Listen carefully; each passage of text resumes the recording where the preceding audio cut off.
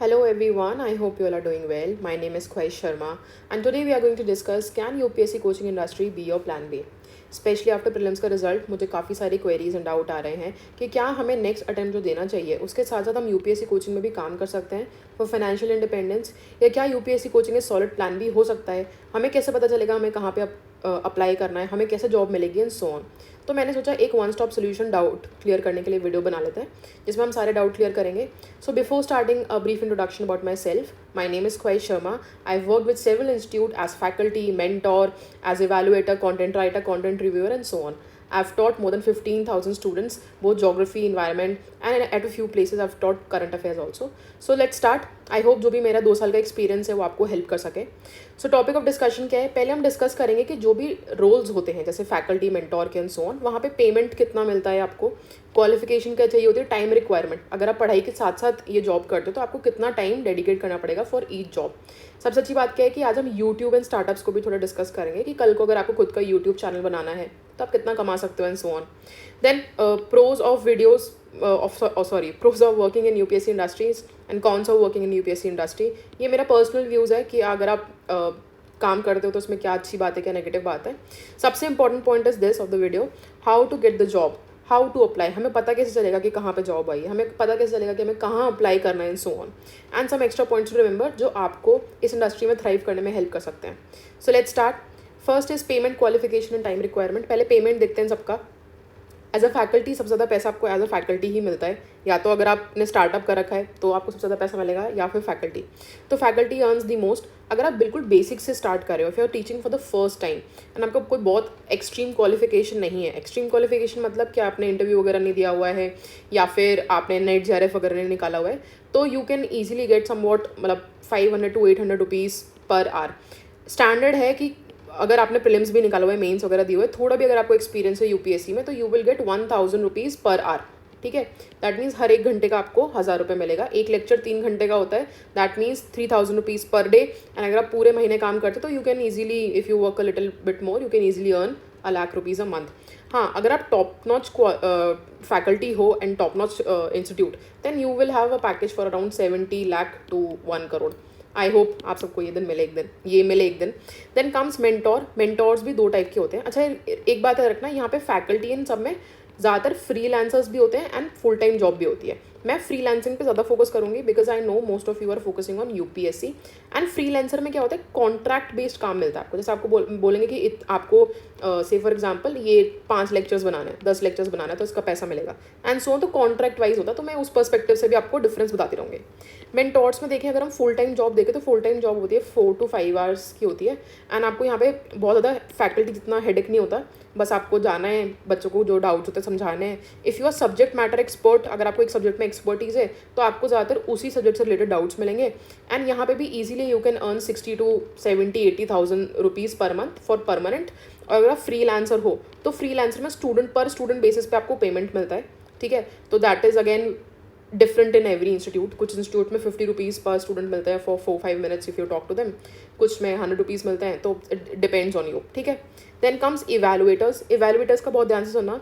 For checking 20 answers, standard is कि you will get 600 rupees, right. But अगर आप थोड़े बेटर इंस्टीट्यूट में काम करते हो तो आपको 700 से लेकर के 750 मिल सकता है। For checking one, for evaluating one ऐसे, you get about 1000 to 1500 rupees पर ऐसे। अगर आप छोटे इंस्टीट्यूट्स में काम करते हो तो इसका ऑलमोस्ट हाफ मिलेगा, दैट इज़ 300 रुपीज़ मिल सकते हैं आपको 20 आंसर्स के, 300 to 400। और ऐसे के लिए मिल सकता है आपको 500 रुपीज़। ठीक है, ऐसे मतलब 2 ऐसेज की एक कॉपी मानते हैं। ठीक है, तो इवेलुएटर्स का है। देन कम्स, अच्छा इवेलुएटर्स का ज़्यादातर फ्रीलांसिंग ही होती है, आपको नंबर ऑफ कॉपीज़ पे ही मिलेंगे। ठीक है, then comes content writer. Content writer में क्या है, इसमें भी 2 टाइप की जॉब्स होती हैं। कंटेंट राइटर में क्या होता है, फर्स्ट जॉब अगर हम जो देखें, इट इज़ मोर लाइकली कि जैसे अगर आपको कंटेंट बनाना है फॉर करंट अफेयर्स या फिर आपको नोट्स बनाने हैं, ठीक है, उसके लिए अगर आपके पास कोई बहुत ज़्यादा एक्सपीरियंस नहीं है, अगर आपने कभी प्रीलिम्स वगैरह क्लियर कुछ नहीं किया है, तो you can easily gate 30 to 35,000 rupees per month. ठीक है, और अगर आप थोड़े से एडवांस लेवल के हो, आपको थोड़ा भी एक्सपीरियंस ज़्यादा है, तो you can get 45 to 55,000 rupees per month, right. फिर अगर हम आते हैं कंटेंट राइटर में, कंटेंट बनाना जैसे मल्टीपल चॉइस क्वेश्चंस बनाना, या फिर हम बोल सकते हैं मॉडल आंसर्स बनाना, तो एक मल्टीपल चॉइस क्वेश्चन बनाने के आपको 250 रुपीज़ मिल सकते हैं। विद इसके एक्सप्लेनेशन, राइट, एंड एक मॉडल आंसर मतलब एक क्वेश्चन 10 मार्कर या फिर 20 मार्कर एंड उसका 2 या 3 पेज का उसका एक्सप्लेनेशन जो भी होता है वो बनाने के आपको ईजिली मिल सकता है 600 रुपीज़। तो अगर आप इसको कंपेयर करो विद फैकल्टी तो ये ज़्यादा रिवॉर्डिंग है कंटेंट राइटर में सेकंड वाला पार्ट। रीजन बीइंग कम इनपुट देके ज़्यादा पैसे मिलते हैं, राइट। फिर कंटेंट रिव्यूअर के यूजुअली इनसे थोड़े कम पैसे होते हैं, रीजन बीइंग आपको कंटेंट रिव्यू करना है but it is contract based. तो ये बहुत डिफरेंट, हर कोचिंग का डिफरेंट होता है, तो आई कांट से कि इसमें एक्जैक्टली कितने पैसे मिलते हैं। फिर आता है स्टार्टअप का सिंपल है 0 to infinity, sky is the limit, you can get any amount of money. ऐसा भी हो सकता है कि आप उसमें लाखों करोड़ रुपए लगाओ और बिल्कुल भी ना चले, ठीक है। तो it depends on your luck, right. Then comes YouTube पे देखो क्या होता है ना, यूट्यूब पे you get payment on the basis of your views. तो for per 1000 views 20 to 30 rupees ही मिलते हैं। अगर आप जैसे व्लॉग्स वगैरह बनाते हो तो उस पर 50 रुपीज़ भी मिल सकते हैं अराउंड, राइट। बट यूट्यूब इतना रिवॉर्डिंग नहीं है। यूट्यूब के थ्रू आप क्या कर सकते हो ना, let's imagine tomorrow you want to have your own startup या you want to have your own Telegram channel जहाँ पे आप कोर्सेज बेचते हो, जो आजकल हमने देखा है बहुत कॉमन हो गया है। तो यूट्यूब के थ्रू आप जनता को मतलब ऑडियंस को कैच करो एंड देन वहाँ से उसको डाइवर्ट करके आप उसका टर्नओवर इज़ अराउंड 2%, मतलब जितनी भी आपकी जनता होती है उसमें से 2% लोग ही कोर्स खरीदते हैं। तो ये थोड़ा स्टार्टअप का भी मैंने बता दिया आपको। क्वालिफिकेशन देखते हैं, देखो कोई भी जॉब के लिए ना, इसमें कुछ जॉब्स है जिसके लिए कोई क्वालिफिकेशन नहीं चाहिए, दैट इज़ कंटेंट राइटर, ठीक है, स्टार्टअप एंड यूट्यूब। इसके लिए आपको कोई क्वालिफिकेशन नहीं चाहिए। अगर आपकी कोई क्वालिफिकेशन नहीं है, दैट इज़ आपने कोई प्रीलिम्स क्लियर नहीं किया है, आपने कोई बहुत मतलब नेट जेआरएफ वगैरह भी नहीं निकाला है, तब भी आपको यहाँ पे आराम से जॉब मिल सकती है। It is purely skill based, ठीक है। I know some of the people जिन्होंने इतना अच्छा यूट्यूब पे पढ़ा रखा है एंड उन्होंने कभी यूपीएससी दिया भी नहीं है, बट वो यूपीएससी के टीचर से बेटर पढ़ाते हैं। तो definitely it is a skill based thing. तो द बेस्ट थिंग इज़ कि आप यहाँ पे अप्लाई कर सकते हो if you have no experience, right. अगर आपने एक भी बार मेंस दिया हुआ है या 2-3 बार मेंस दिया है या इंटरव्यू दिया है तो बाकी सारे भी आपके लिए खुल जाते हैं। हालांकि फैकल्टी के लिए भी मतलब कर सकते हो इफ़ यू कैन अप्लाई, ठीक है। तो टाइम रिक्वायरमेंट मेरे हिसाब से इवैल्यूएटर कंटेंट ये वाला जो पार्ट है, this is the best to focus on when you starting, when you preparing for UPSC, ठीक है। यूपीएससी के साथ साथ आपको बस 2 से 3 घंटा देना है and you can easily make money. आपका महीने में 30 से 40 हज़ार रुपये बन सकता है और आप यहाँ पे काम कर लो, ठीक है। फैकल्टी एंड मेंटोरशिप में क्या है, बहुत डेडिकेटेड जॉब है, तो ज़्यादा टाइम खा जाते हैं, पैसा भी ज़्यादा ही मिलता है तो फिर टाइम भी ज़्यादा लगेगा। स्टार्टअप एंड यूट्यूब आपके हिसाब से जैसा करना है। लेट्स इमेजिन आप वर्क फ्रॉम होम पे फोकस कर रहे हो, कभी दिल्ली नहीं जाना चाहते, तो there are few things that you should learn. कुछ स्किल्स पे काम करना पड़ेगा, कुछ चीज़ आपके घर पे होनी चाहिए। जैसे वर्क फ्रॉम होम करते तो लैपटॉप या आईपैड होना चाहिए। लेट्स इमेजिन मेरे पास एक सर्टेन अमाउंट ऑफ मनी है, तो I would rather invest that money in iPad than laptop, क्योंकि आईपैड में जैसे अभी I am recording this video on iPad, जहाँ पे भी मैंने पढ़ाया है, फर्स्ट 2 इंस्टीट्यूट हटा दो तो जहाँ पे भी मैंने पढ़ाया है वहाँ पे आईपैड से ही पढ़ाया है, that is also rewarding. Wifi होना चाहिए, इंटरनेट कनेक्शन ऑब्वियसली।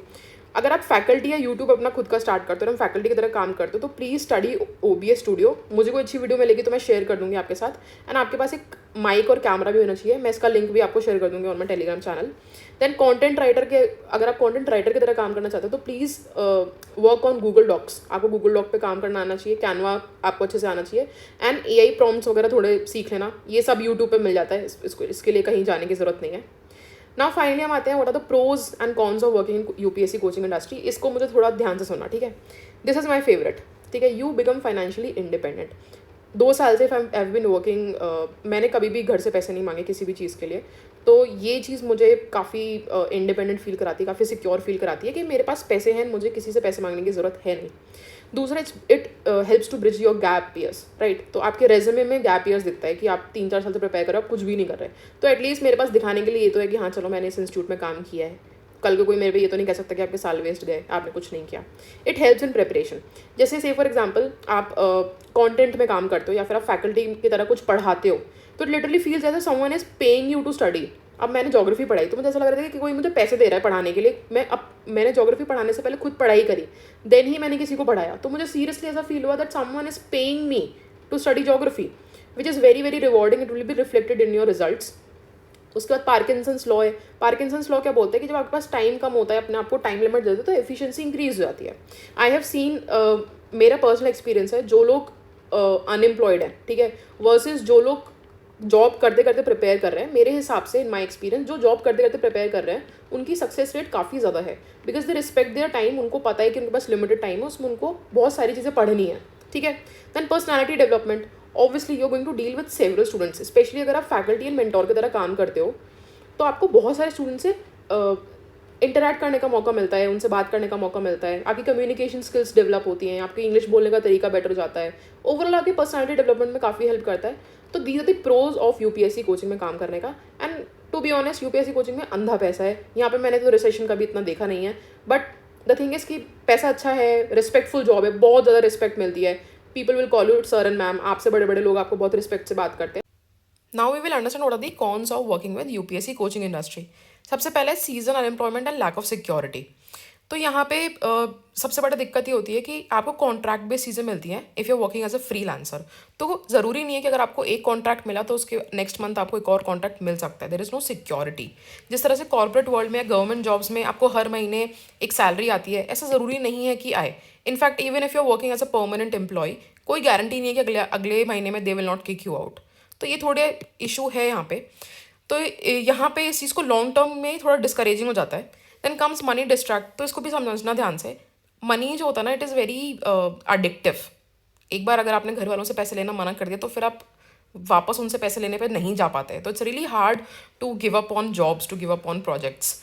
यहाँ पे क्या होता है, इसकी वजह से आपकी स्टडीज़ बहुत कॉम्प्रोमाइज़ हो जाएंगी। मैं इसका खुद का एग्जाम्पल देती हूँ। मैंने यूपीपीसीएस का एग्जाम दिया था and I was not able to clear it by net one question. एक क्वेश्चन मेरा गलत हो गया तो उसकी वजह से I was not able to clear it. And मैंने 7 to 8 डेज पहले ही रिज़ाइन किया था बिफोर गिविंग द एग्जाम।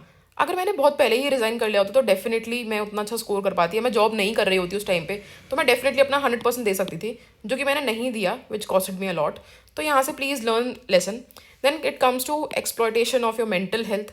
ये बात ध्यान से समझो कि हर इंस्टीट्यूट तो नहीं बोलूँगी, but there are few institute जो थोड़े एक्सप्लॉयटेटिव होते हैं। वो तुमको इतना ज़्यादा काम करवाते हैं, they don't pay you well, वो they don't treat you with respect and so on. तो थोड़ा मेंटली एग्जॉस्शन हो जाता है।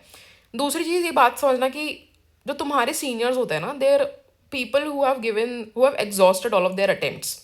तो खुद भी मेंटली बहुत परेशान होते हैं, वो खुद भी बहुत चीज़ों से गो थ्रू हो रहे होते हैं। तो इसमें उनकी भी गलती नहीं है, थोड़ा हो जाता है। तो इट्स एक्चुअली यूपीएससी अपने आप में जो जर्नी है ना, वो काफ़ी मेंटली एग्जॉस्टिंग हो जाती है।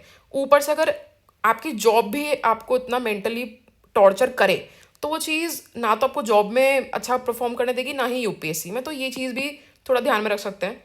फिर आता है it is not rewarding and depressing. अब नॉन रिवॉर्डिंग कैसे है? जब आपको पता चल जाता है ना सबकी, हाँ you going to get money, उसके बाद आपको एंड में एक झटका लगता है कि 10% टीडीएस तो कट ही गया if you are a freelancer. तो मान के चलो कि आप जो भी अमाउंट एक्सपेक्ट कर रहे हो कि मुझे इतना लाख रुपए मिल रहा है, इतना 1000 रुपये मिल रहा है, उसको 10% वैसे ही कट जाएगा। तो वो थोड़ा डिस्करेजिंग होता है। हालांकि बाद में वो आपको मिल सकता है बाद में at the end of the financial year, but तब भी। Then comes one more point कि कभी कभी ना they don't pay you as much as you deserve. ज़्यादातर कोचिंग इंस्टीट्यूट सारा प्रॉफिट अपने पास रखता है, अपने एम्प्लॉयज़ को उतना प्रॉफिट नहीं देता, जो मुझे काफ़ी डिस्करेजिंग लगता है। Then it is depressing. मान के चलो आपका सारे अटेम्प्ट्स एग्जॉस्ट हो गए and you are teaching somewhere, you are a mentor, you going to interact with several students and आपके पास ऐसे बच्चे आएंगे कि मैम सर आपकी वजह से हमारा सिलेक्शन हो गया एंड सो ऑन। तो उस टाइम पे एक लगता है कि यार इतनी मेहनत हमने सबके लिए करी, काश हमने उतनी मेहनत खुद के लिए भी कर ली होती। तो वो जो मोमेंट ऑफ रियलाइजेशन होता है ना, वो थोड़ा सा डिप्रेसिंग होता है। तो इस चीज़ को भी प्लीज़ कंसिडर करना। Then comes favouritism. ये मुझे सबसे बड़ा इशू लगता है। मान के चलो कोई एक इंसान एक इंस्टीट्यूट में काम कर रहा है, राइट, एंड वहाँ पे कोई जॉब अपॉर्चुनिटी आई, तो देयर आर चांसेस कि उस इंस्टीट्यूट में जो इंसान काम कर रहा है या फिर उस इंस्टीट्यूट के में काम करने वालों के जो दोस्त हैं, उन लोगों को वो जॉब मिलने के चांसेस कंपैरेटिवली ज़्यादा हैं एज़ कम्पेयर टू समवन जिसका उस इंस्टीट्यूट से कुछ लेना देना नहीं है। तो यहाँ पे ना नेटवर्किंग बहुत काम आती है। नेटवर्किंग मतलब आपके कनेक्शंस होने चाहिए, या फिर you should have good relation with people who are up higher in hierarchy. उन लोगों से आपका रिलेशन अच्छे होने चाहिए। अब ज़रूरी तो नहीं ना हर किसी के पास हो ऐसा, ये चीज़ है। तो थोड़ा सा फेवरेटिज्म मुझे देखने को मिला है, नॉट एवरीवेयर बट डेफिनेटली कुछ कुछ जगहों पे। तो ये भी अगेन थोड़ा डिस्करेजिंग हो जाता है। तो दीज आर दी कॉन्स, इन चीज़ों को दिमाग में रखना। राइट, आगे बढ़ते हैं। How to apply, this is the most important part. हमें कैसे पता चलेगा कि जॉब आई है, हम किस तरह से अप्लाई करेंगे, या हमें कौन कौन सी चीज़ों को दिमाग में रखना चाहिए if we generally want to work in this industry. First is to make a solid resume. आपको अपना रेज्यूमे बनाना पड़ेगा एंड फोकस करना पड़ेगा अपने रेज्यूमे को स्ट्रेंथन कैसे करें। मैं आगे एक ट्रिक बताऊंगी जिस तरह से आप अपने रेज्यूमे को और स्ट्रॉन्ग कर सकते हो। पहले तो अपने रेज्यूमे आपको बना के अपना रेडी रखना चाहिए। अपने सैम्पल्स भी रेडी रखना। सैम्पल वर्क मतलब मान के चलो आपको कंटेंट में काम करना है, तो अपना पीडीएफ अपना रेडी रखो, या फिर अपना डॉक गूगल डॉक में रेडी रखो, जो भी आपने अपना कंटेंट बनाया हुआ है एज अ सैम्पल। राइट, अगर आपको एज अ फैकल्टी काम करना है तो अपना एक यूट्यूब वीडियो रिकॉर्ड करके यूट्यूब पे अपलोड करके उसकी लिंक आपके पास होनी चाहिए, या फिर आप ड्राइव में उसकी लिंक अपलोड कर सकते हो। And you should have your work ready, your sample work should be ready, and उसकी लिंक अपने रेज्यूमे में आप ऐड करके रखना।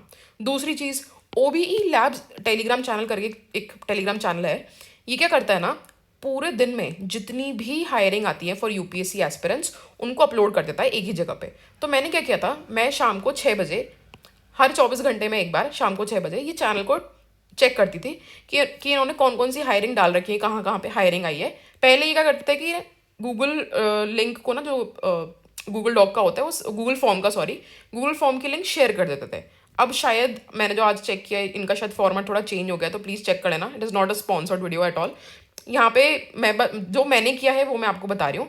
तो OBE लैब्स एक बहुत अच्छा टेलीग्राम चैनल है जो आपको बताएगा कि कहाँ कहाँ पे हायरिंग है। आप वहाँ पे थ्रू OBE लैब्स अपलोड कर सकते हो अपना रेज्यूमे, या फिर अलग से भी कर सकते हो, right. Then comes the again one of the most important part, make a LinkedIn account. आपका एक लिंक्डइन अकाउंट होना चाहिए, and you should follow people who are very influential. I will give an example. मान के चलो कोई startup है, जैसे एड सारथी का हो गया, राइट। तो एड सारथी में there is Varun Jain sir and then there is Shivan sir. आप इन दोनों को मान लो लिंक्डइन पे इनसे कनेक्टेड हो, इनको फॉलो कर रहे हो। तो अगर इनको किसी को हायर करना है तो ये अपने लिंक्डइन में पोस्ट डालेंगे that we are hiring, we are looking up for someone who can be a faculty, who can be a evaluator and so on, and they will attach a Google form.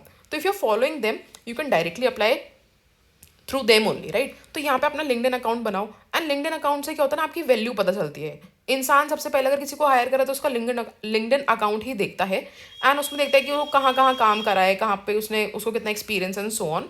तो अपनी profile भी थोड़ा बना के रखो, influential लोगों से connected रहो।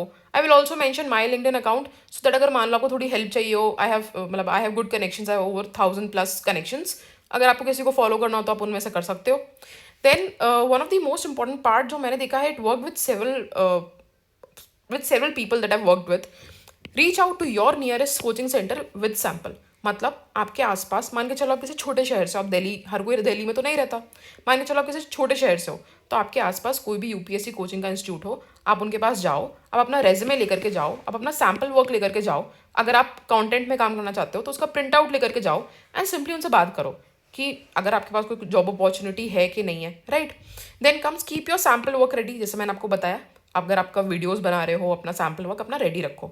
एक बात ध्यान रखना, आपको ना 100 जगह पे अप्लाई करना पड़ेगा, और 100 में से शायद 1 या 2 जगह पे से आपको आंसर आ सकता है that you are selected, right, for interview या फॉर द नेक्स्ट लेवल।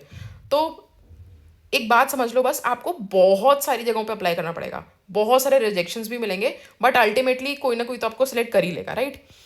अब हम आगे चलते हैं। There are some important points to remember. Please please please do not compromise with your studies, है ना। Remember that you have to make a balance between studies and your money and your job, right.